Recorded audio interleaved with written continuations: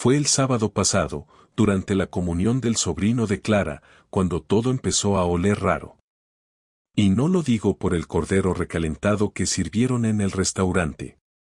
Me refiero a ella, mi mujer. Y al tipo calvo del catering. Sí, el camarero. Alto, bien afeitado, sonrisa de anuncio de dentista, y con ese rollito de yo hago CrossFit pero también leo poesía. El tipo no paraba de mirarla. Lo noté enseguida. No es que yo sea celoso, pero uno no es ciego. Cada vez que pasaba con la bandeja, hacía ese gesto asqueroso de inclinarse más de lo necesario. Y Clara, ella no hacía lo que cualquier mujer casada haría en esa situación, apartarse, poner cara de tengo marido, o simplemente ignorar. No. Ella se reía. Se tocaba el pelo. Le seguía la corriente. Como si yo no existiera. Como si llevara puesta una camiseta invisible que decía, soy el primo aburrido de la familia. Pero la gota que colmó el vaso no fue su flirteo descarado. Fue cuando le pregunté a mi cuñado, mientras fumábamos fuera, ¿quién es ese tío tan simpático del catering? Y su respuesta fue como un puñetazo en el estómago. ¿El calvo? Ese es Rubén. Curiosamente, trabaja en el mismo instituto que Clara. ¿No te lo había dicho? No. Clara no me había dicho nada. Ni una palabra. Ni que trabajaban juntos. Ni que el tipo existía. Nada. Como si se lo hubiera tragado la tierra, o más bien, como si ella quisiera mantenerlo enterrado. Ese día no dije nada. No monté un escándalo en mitad del salón ni rompí platos. Pero algo se encendió dentro de mí. Y no se ha apagado desde entonces. Esa misma noche, después de llegar a casa, no hablamos de Rubén. Clara se quitó los tacones, se duchó y se puso su pijama de algodón, ese con dibujos de aguacates que odia pero usa cuando está cansada. Yo me quedé en el sofá, viendo la tele con el volumen bajo, sin cambiar de canal, solo dejando que algo sonara mientras pensaba. No era el tipo del catering lo que me molestaba, sino su presencia no mencionada. Clara no es de ocultar cosas, o eso creía. Siempre me contaba cada anécdota del instituto, la profesora que se equivocó de aula, el chaval que fingió un desmayo para no hacer un examen, la madre que entró gritando por una nota. Pero Rubén nunca había aparecido en sus historias, y eso ya no era un descuido. Era una elección. Durante los siguientes días, observé sin parecerlo. Me comporté con normalidad, hice la compra como siempre, cociné como siempre, incluso dormimos juntos sin que ella notara nada raro. Pero yo estaba más atento que nunca. El martes por la tarde, Clara dijo que iba a quedarse corrigiendo exámenes con una compañera en el instituto. Le pregunté cuál. Me miró un segundo, como si necesitara inventar algo, y respondió Marisa, la de lengua. No insistí, pero la noté incómoda, como si no esperara la pregunta. Cuando salió por la puerta, esperé 10 minutos, agarré las llaves del coche y la seguí. No era algo que me gustara hacer. Nunca lo había hecho. Me sentí sucio, paranoico, como un imbécil que se está montando una película en la cabeza. Pero cuando vi que no giraba hacia el instituto, sino que tomaba la carretera hacia el centro, todo se me fue al suelo. La seguí a distancia, sin luces, despacio. Aparcó en la calle San Bernardo, se bajó del coche y entró en una cafetería pequeña, de esas que tienen luces cálidas y música chill de fondo. No estaba sola. Él ya la esperaba adentro. Rubén. El camarero del sábado. Llevaba puesta una chaqueta de cuero marrón y tenía 2 cafés ya servidos sobre la mesa. No hicieron nada escandaloso. No se besaron ni se tocaron. Pero se miraban como 2 adolescentes que acaban de descubrir que el mundo está lleno de cosas nuevas. Reían de forma relajada, como si estuvieran solos en su universo, como si nada más importara. Ella se reía con la cabeza inclinada hacia atrás, tocándole el antebrazo cada vez que él decía algo. Nunca se reía así conmigo. No desde hacía mucho. No era la risa lo que dolía, era su naturalidad. No parecían dos personas haciendo algo prohibido, parecían estar en su sitio. Estuve ahí 20 minutos. No aguanté más. Volví al coche y me senté sin arrancar. No sabía qué hacer. No era una infidelidad en toda regla, todavía. No había pruebas de sexo, de besos, de moteles. Pero tampoco hacía falta. No me quedaban dudas. Si alguien hubiese estado en mi lugar, habría sentido lo mismo. No era una sospecha. Era un hecho. Clara estaba conectando con ese tipo, y lo hacía desde hace tiempo. No se construye esa confianza en una semana. Aquello era una historia ya avanzada, una complicidad que solo se logra con repetición, con intimidad.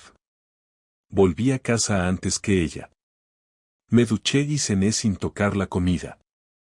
Cuando llegó, fingí estar dormido. Se metió en la cama sin decir palabra. Al día siguiente, decidí que no podía quedarme quieto. Me tomé el día libre en el trabajo y fui directo al instituto. No entré. Me quedé en el coche, esperando. A las 11, lo vi. Rubén. Salía por la puerta lateral, solo, sin prisa. Caminó 2 manzanas y entró en un piso viejo, de esos que alquilan estudiantes o solteros. Tomé nota de la dirección.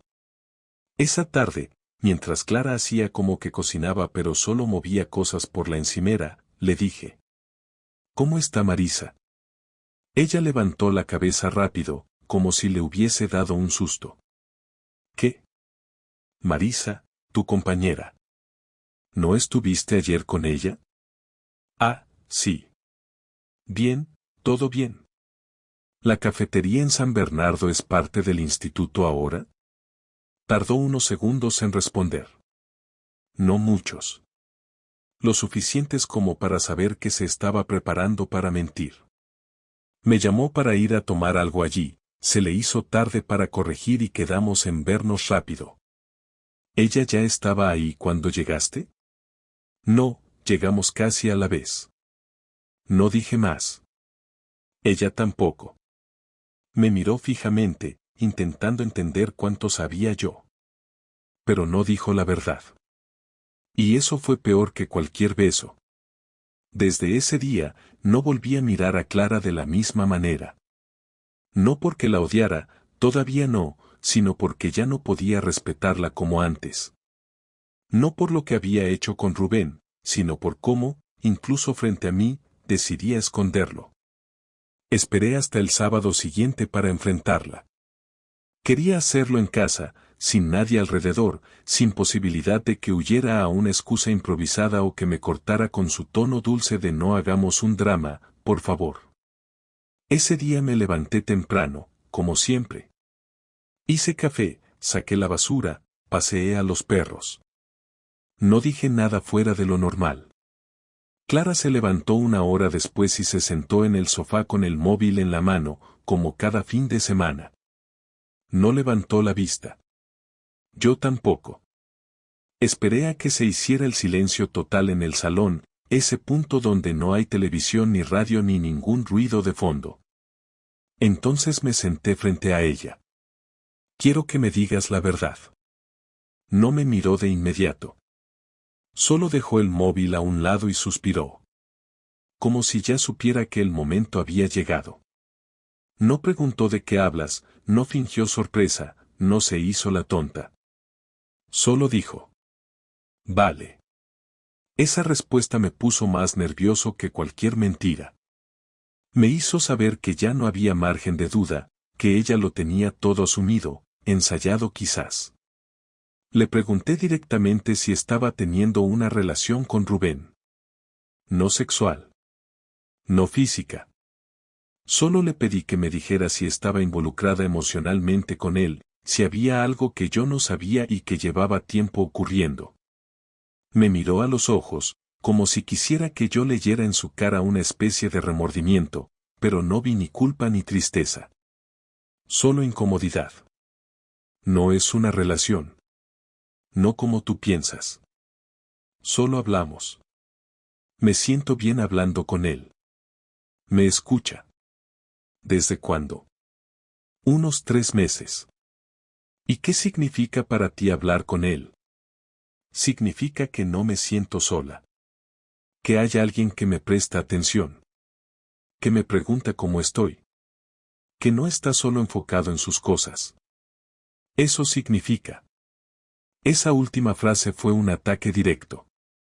Yo sabía que se refería a mí. Pero no tenía ningún sentido.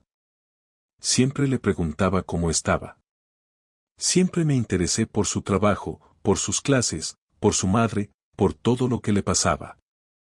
Quizás no lo hacía con fuegos artificiales ni con discursos de película, pero nunca me desentendí. Le dije que eso era mentira, que no me podía reprochar haberla ignorado. Ella respondió que no era una cuestión de hechos, sino de sensación. Que ella sentía que yo no estaba ahí. Que me había vuelto plano, predecible, casi automático.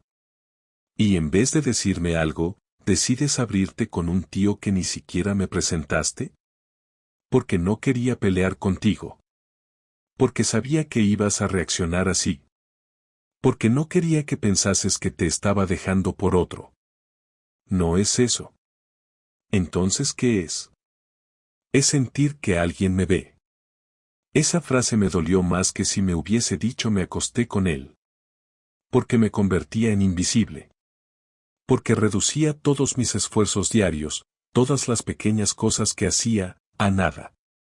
Le pregunté si había tenido algo físico con él. Tardó en responder. Una vez. Un beso. Nada más. No le creí, y se lo dije. Le dije que si había llegado al punto de verse a escondidas, mentirme sobre sus salidas y construir toda una historia alternativa, ese beso era solo la superficie. Me miró, se puso de pie, caminó hacia la ventana, cruzó los brazos y dijo que yo siempre exageraba, que siempre pensaba lo peor. Que si había pasado algo más, ya lo sabría. Que si quería saberlo todo, también tenía que escuchar su parte. Yo no te busqué. No fui detrás de él. No fue planeado. Se dio. Empezamos hablando en los pasillos, después en la sala de profesores, después en el bar de enfrente. Fue natural. Tú siempre estabas ocupado. Siempre con tu trabajo, tu rutina, tus cosas. Y yo me fui quedando sola. Él me hizo sentir que todavía tenía algo que decir, algo que valía la pena. Le pregunté si quería seguir conmigo. No titubeó. Dijo que sí. Que no quería perder lo que habíamos construido. Que no quería divorciarse. Que solo necesitaba un espacio. Que necesitaba reencontrarse. Le respondí que no se puede querer salvar algo mientras lo estás destruyendo. Que eso no tenía sentido. Me acerqué a ella. Me puse a su altura. Le pedí que fuera honesta de una vez. Que dijera todo. Lo que había hecho, lo que sentía por él, lo que esperaba de mí. No estoy enamorada de él. Pero contigo ya no sé si soy yo. Ya no sé si seguimos porque nos queremos o porque llevamos mucho tiempo juntos. Esa fue su confesión más cruda. Más clara. Más jodida. Me di la vuelta y fui al dormitorio. Cerré la puerta. Me senté en la cama. No lloré. No grité. Solo me quedé ahí. Sentado. En silencio. Porque ya no tenía nada que decir. Pasaron 2 días sin que habláramos más del tema. No hubo disculpas, ni abrazos, ni acercamientos. Solo silencio. Desayunábamos frente a frente como 2 desconocidos obligados a compartir espacio, cada uno metido en su mundo pero con una tensión en el aire que se podía cortar con un cuchillo. Clara se encerraba en su rutina, se vestía igual, salía a la misma hora, volvía casi a la misma hora, y yo hacía lo mismo. Pero ahora cada detalle me molestaba, cada gesto suyo me parecía falso, cada palabra cargada de hipocresía. No podía dejar de imaginarla en aquella cafetería, riéndose con ese imbécil, diciéndole cosas que a mí ya no me decía. No soportaba la idea de que alguien hubiera ocupado un lugar que por derecho era mío. No tenía intención de llorar por ella, ni de mendigarle explicaciones. Pero tampoco iba a quedarme de brazos cruzados, dejando que todo quedara en palabras bonitas y silencios incómodos. No después de haberme mentido a la cara, de haberme hecho sentir como un accesorio viejo. Necesitaba hacer algo, no para que ella lo supiera, sino para sentir que tenía el control de nuevo. Lo primero que hice fue hablar con un amigo de la universidad, ahora abogado matrimonialista. Le pedí información general, sin decir nombres, sin nada oficial. Quería saber qué pasaría si yo decidía separarme.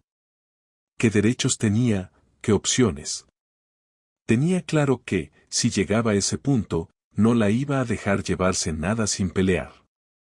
El piso estaba a mi nombre, el coche también, y las cuentas eran conjuntas, pero yo llevaba la gestión. Ella no sabía ni el número exacto de nuestras cuentas de ahorro. Luego pensé en Rubén.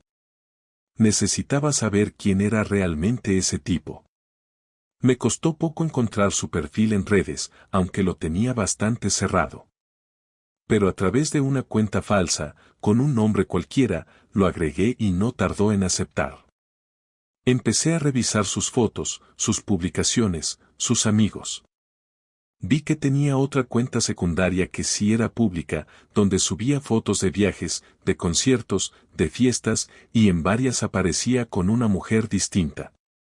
Me bastó un poco de tiempo para descubrir que esa mujer era su novia de hacía más de un año. Al parecer, no solo era un tipo encantador con Clara, sino que también tenía su vida montada con otra. Guardé toda esa información. Fotos, comentarios, fechas. Incluso encontré una publicación de hacía pocas semanas donde esa chica hablaba de su aniversario con él. La captura fue directa. Ese mismo viernes, imprimí todo en color. Las fotos, los textos, la información clave. Lo metí en un sobre y lo dejé dentro del bolso de Clara, justo antes de que saliera al trabajo. No puse ninguna nota, ningún mensaje. Sabía que lo vería en algún momento, y no necesitaba explicaciones. Quería que supiera que lo sabía todo. Y que entendiera que no tenía ni idea de con quién estaba jugando. Esa noche volvió a casa más tarde de lo normal. No saludó. Se encerró en el baño por más de media hora. Luego salió y se sentó en el sofá sin mirarme. Yo estaba viendo las noticias, pero podía sentir su respiración rápida, el temblor leve en su pierna, el sonido de sus uñas golpeando contra el vidrio de la mesa. No dijo ni una palabra. Y yo tampoco. Al día siguiente, mientras desayunábamos, fue ella la que habló. ¿Tú pusiste eso en mi bolso? Sí. ¿Por qué? Porque me cansé de que juegues conmigo como si fuera estúpido. No estoy jugando contigo. Estás acostándote con un tipo que tiene pareja. Estás mintiéndome. Y además estás haciendo el ridículo sin darte cuenta. Pensé que te interesaría saberlo. Se quedó callada. No lo negó. No se hizo la víctima. Solo bajó la mirada. Como si recién en ese momento entendiera el nivel de basura en el que estaba metida. Me levanté de la mesa, lavé mi taza y salí a la calle. No tenía planes, solo necesitaba no verla. Caminé por el barrio, sin rumbo, pensando en qué hacer a continuación. No podía seguir en esa casa con ella fingiendo que estábamos bien, como si esto fuera solo una crisis pasajera. Tampoco quería un escándalo. No buscaba venganza pública. Lo mío era más personal. Llamé a la chica de Rubén. Tardé 3 intentos en que me atendiera. Me presenté con nombre completo. Le dije que no era una broma, que necesitaba contarle algo sobre su novio. Al principio pensó que era una broma pesada o un error. Luego me escuchó. Le conté todo sin adornos, sin suavizar nada. Le mandé las fotos de Rubén y Clara en la cafetería, y le expliqué la relación entre ellos. Me creyó. Me dio las gracias. No lloró. Me dijo que ya sospechaba algo. Que esto solo confirmaba todo. Y colgó. No lo hice para destruir la vida de Rubén. Me daba igual si ella lo dejaba o si le perdonaba. Lo hice porque quería que pagara algo.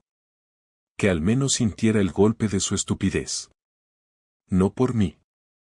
Por el simple hecho de que nadie debería salir ileso después de meterse con la mujer de otro a escondidas, sabiendo que hay una familia de por medio. Esa noche, Clara se quedó dormida en el sofá. Yo dormí en el cuarto de invitados. Era la primera vez desde que nos conocimos que dormíamos en habitaciones separadas. Y aunque el colchón era más duro y el cuarto estaba frío, dormí mejor que en meses. Pasaron 4 días más y cada uno fue más incómodo que el anterior. Clara ya no intentaba fingir que todo estaba bien. Iba al trabajo sin despedirse y volvía con la misma expresión vacía. Apenas comía. No encendía la televisión ni ponía música.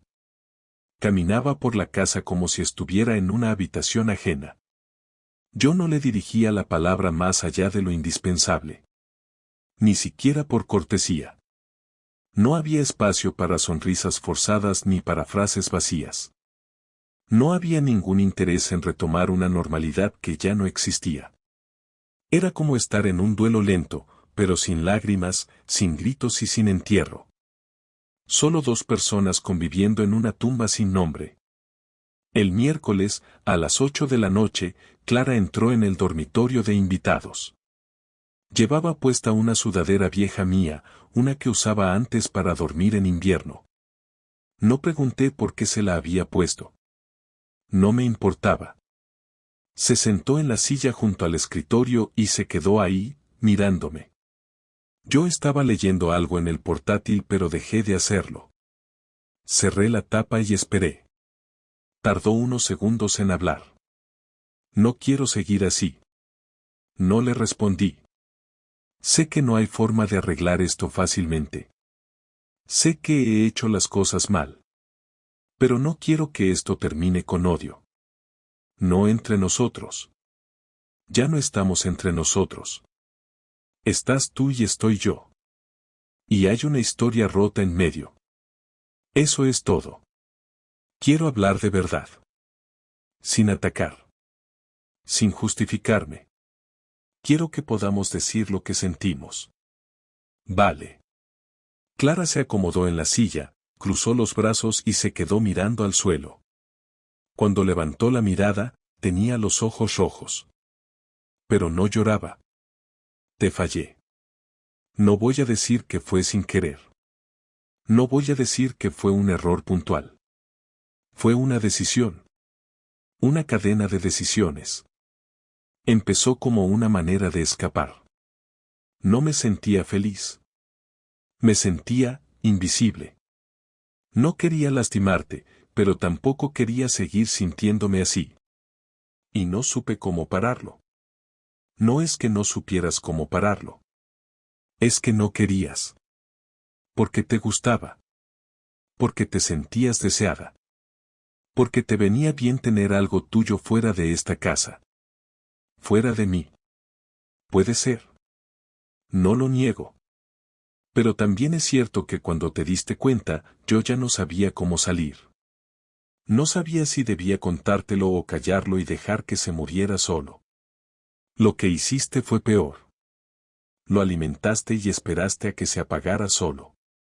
Y mientras tanto, me dejaste en la oscuridad, compartiendo cama con alguien que ya no estaba ahí. ¿Qué quieres que haga ahora? Quiero que sepas que no puedo seguir contigo. No después de esto. Lo he pensado mucho. Puedo entender que una pareja tenga altibajos, que uno se sienta desconectado. Pero no puedo aceptar vivir con alguien que prefiere callarse, traicionar y luego pedirme comprensión. No soy tu terapeuta. Soy tu marido. O lo era. ¿Y qué vas a hacer? Mañana voy a hablar con el abogado. Vamos a empezar el proceso. No quiero nada tuyo. No te voy a arruinar, ni te voy a quitar el piso, ni voy a convertir esto en una guerra. Pero tampoco voy a regalarte mi dignidad. Vamos a hacer esto lo más limpio posible. Pero se acaba. Aquí. ¿De verdad no hay ninguna posibilidad? ¿Ni una? No, y no es por venganza. Es porque no quiero vivir con alguien que ya no respeto. Te has convertido en alguien que me genera desconfianza. Y no quiero pasarme los próximos años preguntándome si cuando sales estás mintiendo o si cuando sonríes es por alguien más. Ella bajó la mirada. Esta vez sí se le escapó una lágrima. Se la limpió con la manga sin hacer ningún drama. No suplicó. No gritó. Solo se quedó sentada, aceptando lo inevitable. Me cuesta creer que esto se terminó así. No se terminó así. Se terminó desde que decidiste estar con otro y seguir aquí como si nada. Lo único que hice fue abrir los ojos. No lo hice para hacerte daño. Lo hiciste porque querías algo para ti. Algo que no estabas dispuesta a perder. Y yo era parte de lo que se podía sacrificar. No me lo digas como si yo fuera parte del daño colateral. No soy un accidente. Soy la persona con la que compartiste años. No olvides eso. Clara se levantó sin decir nada más. Salió del cuarto y cerró la puerta con cuidado. Esa fue nuestra última conversación como pareja. Sin dramatismo, sin promesas vacías, sin escenas de telenovela. Solo dos personas reconociendo que lo que tenían ya no podía salvarse. Dormí bien esa noche. No por alivio, ni por victoria. Sino porque por fin había tomado una decisión clara. Por fin había terminado la espera. Por fin había dicho en voz alta lo que ya sabía desde hacía tiempo. Los días siguientes fueron una mezcla extraña de calma y tensión, como cuando sabes que algo importante va a pasar pero no hay nada más que hacer que esperar. No discutimos más. No nos dijimos nada fuera de lugar. Ya no había espacio para insultos ni para reproches. Clara dormía en el dormitorio principal y yo seguía en el cuarto de invitados. No le pregunté si hablaba con Rubén, no porque no me importara, sino porque ya no tenía sentido. Para mí, lo nuestro estaba muerto desde el momento en que su versión de sinceridad apareció demasiado tarde. El daño ya no era una emoción, era una realidad. El abogado me explicó el proceso, me dijo que como no teníamos hijos ni hipotecas en común, sería relativamente rápido. Lo único que teníamos que hacer era presentar la documentación y esperar. Le dije que no quería pelear por nada, que prefería dejarle parte del dinero de la cuenta conjunta con tal de no prolongar el asunto más de lo necesario. No porque fuera generoso, sino porque no tenía ganas de compartir ni una conversación más de las necesarias. Él entendió y me preparó todo. Firmé sin leer demasiado. Lo justo para saber que no estaba cediendo nada ridículo. Le entregué los papeles a Clara en una carpeta, mientras ella tomaba café en la cocina. No dije nada. Ella abrió la carpeta, leyó en silencio, y solo preguntó cuándo tenía que firmar. Le dije que cuando quisiera, que no tenía prisa. Ella asintió y guardó los papeles. No preguntó si estaba seguro. No pidió más tiempo. No quiso hablar de segundas oportunidades. Supongo que en el fondo ella también sabía que esto no tenía arreglo.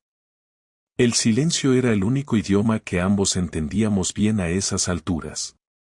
Esa noche, cuando ya me estaba por meter en la cama, tocó la puerta del cuarto. Entró sin esperar respuesta. Se sentó al borde de la cama y me miró, con los ojos cansados, el rostro sin maquillaje y una expresión que no había visto nunca en ella. Parecía tranquila, pero agotada. No emocionalmente, sino físicamente, como si llevara meses durmiendo mal. Me preguntó si podía decir algo, y asentí. Lo que me dijo no fue largo ni complejo, pero sí fue honesto. Lo arruiné. No por lo que hice con él, sino por cómo te dejé solo tanto tiempo sin decir nada. Y cuando te diste cuenta, en vez de enfrentarme, me escondí. No quiero que pienses que me río de ti o que esto no me duele. Solo quería que supieras que me duele perderte, pero no espero que me perdones. Solo quiero que sepas que no fue por falta de cariño. Fue por cobardía.